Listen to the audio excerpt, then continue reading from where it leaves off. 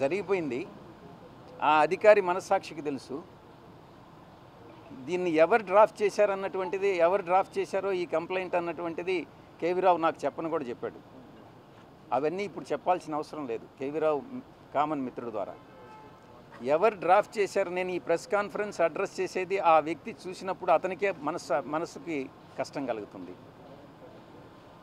కానీ సార్ ఫర్దర్గా ఈ కేసు అలా చూడబోతుంది అంటే ఆల్రెడీ మిమ్మల్ని ఇంక్లూడ్ చేసేసారు. సో మీరేమో చెప్పాల్సినవి లేకుండా ఫ్యాక్ట్స్ అన్ని క్లియర్గా చెప్పారు. సో ఇక్కడితో ఆగిపోద్ది అనుకుంటున్నారా? ఫర్దర్గా కొంత ఇక్కడితో ఆగకపోయినా నాకు వచ్చే నష్టం ఏమి లేదు. నేను ఒక్కటే చెప్తా, వీళ్ళందరూ ఇవన్నీ చెప్తున్నారు కదా, కాల్ రికార్డ్స్ తీయండి, నేను కేవీరావుతో మాట్లాడినట్టు ప్రూవ్ చేయండి, లేదా కేవీరావు నాతో మాట్లాడినట్టు ప్రూవ్ చేయండి. నేను ప్రజా దర్బారు పెట్టేటప్పుడు ఎవరు వచ్చి ఉద్యోగాలు అడిగినా ఏది అడిగినా కూడా నేరుగా ఫోన్ చేసేవాడినే, కానీ అంతకు మించి ఏ యొక్క ప్రతిఫలం ఎవరి దగ్గర ఆశించలేదు, ఆశించేవాడిని కూడా కాదు. సాయిరెడ్డి గారికి జగన్తో ఉన్న రిలేషనే ఈరోజు సాయిరెడ్డికి ఇప్పుడు ఇబ్బందులు గురవుతుందంటే అనుకోవచ్చా? కొంతమంది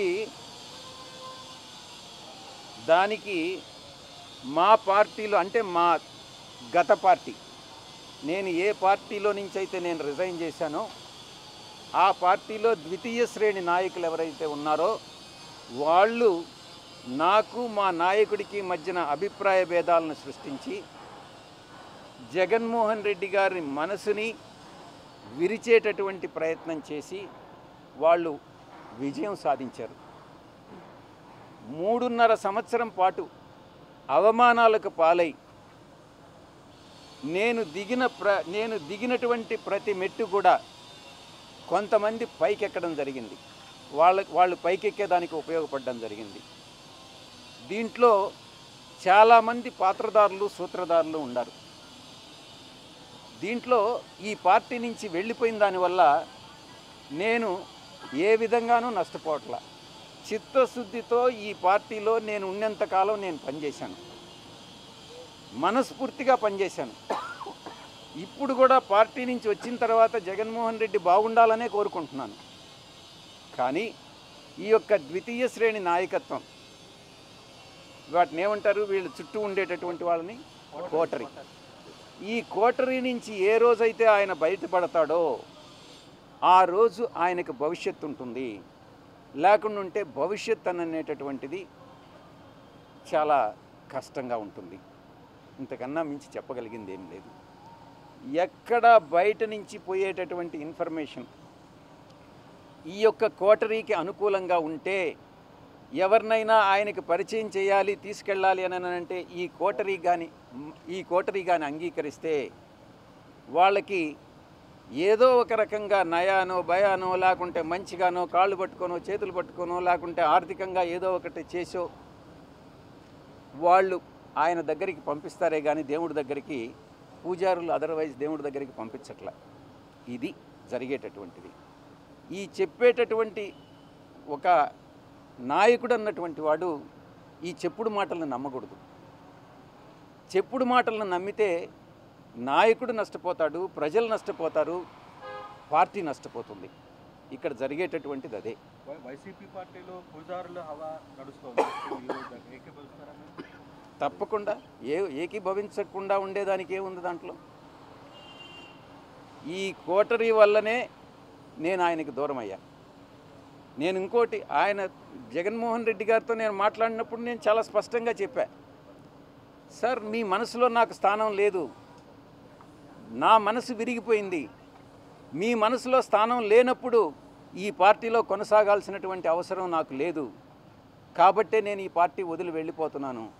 మీ చుట్టూ ఉండే వాళ్ళ చెప్పుడు మాటలు విని మీరు తప్పుదోవ పట్టొద్దు. మీకు ఎవరు నిజాలు చెప్తున్నారు, ఎవరు అబద్ధాలు చెప్తున్నారు అన్నటువంటిది మీరు పూర్తిగా అర్థం చేసుకోండి. అర్థం చేసుకొని మీరు నిర్ణయాలు తీసుకోండి. అప్పుడు మీరు ప్రజలకు ఉపయోగపడతారు. మీరు నాయకులు, అధినాయకులు, ముఖ్యమంత్రిగా 5 సంవత్సరాలు పనిచేసినటువంటి అనుభవం ఉంది.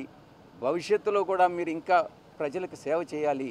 కాబట్టి ఈ చుట్టూ ఉండేటటువంటి వాళ్ళ మాటలు వినవద్దు అని నేను ఫోన్లో మాట్లాడినప్పుడు లండన్కి నేను చాలా స్పష్టంగా చెప్పాను. నా మనసు విరిగిపోయింది కాబట్టే నేను పార్టీ నుంచి బయట వచ్చాను. కానీ మిమ్మల్ని రాజకీయాలను ప్రయత్నం చేశారా ఏమన్నా? చేశారు. జగన్ గారే ఉండమని చెప్పారు. కానీ విరిగిన మనసు అతకదు కాబట్టి నేను పార్టీ నుంచి వెళ్ళిపోయాను. తిరిగి ఆ పార్టీలో వైఎస్ఆర్ కాంగ్రెస్ పార్టీలో చేరేటటువంటి ఉద్దేశం నాకు లేదు. గర్వాపసి అన్నటువంటిది అప్లై కాదు, నా మనసులో లేదు.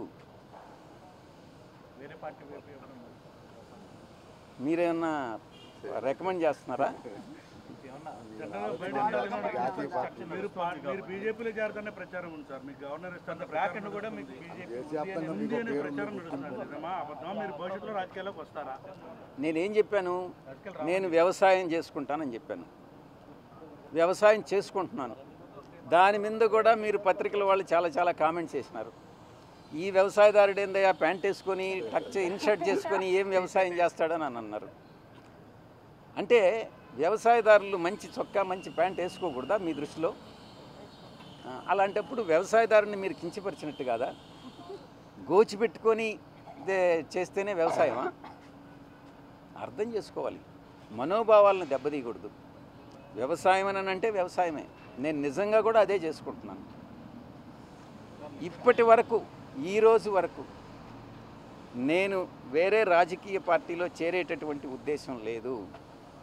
ఇటువంటి వాళ్ళు ఏదైతే నా మీద నిందలు మోపుతున్నారో, ఎవరైతే నిందలు మోపుతున్నారో వాళ్ళందరినీ కూడా నేను భవిష్యత్తులో ఇప్పుడు నేను సిఐడికి యథార్థాలు చెప్పాను, వాస్తవాలు చెప్పాను, ఎవరు దీనిలో ఇన్వాల్వ్ అయ్యారన్నటువంటి విషయం చెప్పాను. నేను అదే చెప్పాను, కర్త కర్మ క్రియ 3 కూడా విక్రాంత్ రెడ్డి అనే విషయం చెప్పాను. నాకు తెలిసి జగన్మోహన్ రెడ్డి గారి ప్రమేయం లేదని చెప్పాను. నేను వాస్తవాలు చెప్పాను. అదేవిధంగా భవిష్యత్తులో నా మీద ఎటువంటి ఆరోపణలు చేసినా నేను దేవుడు సాక్షిగా వాస్తవాలే చెప్తానని మీ అందరి ముందు తెలియజేసుకుంటా ఉన్నా. ఏది మళ్ళీ కొంచెం పెద్దగా చెప్పండి మీరు. లిక్కర్ స్కామ్ మీద సిట్ వేశారు. లిక్కర్ స్కామ్ మీద నేను గతంలో కూడా చెప్పాను. లిక్కర్ స్కామ్లో పాత్రధారి సూత్రధారి కర్త కర్మ క్రియ అన్నీ కూడా కసిరెడ్డి రాజశేఖర్ రెడ్డేను అన్నటువంటి విషయాన్ని చాలా స్పష్టంగా చెప్పాను. మరిన్ని వివరాలు భవిష్యత్తులో నేను చెప్పాల్సి వస్తే చెప్తాను.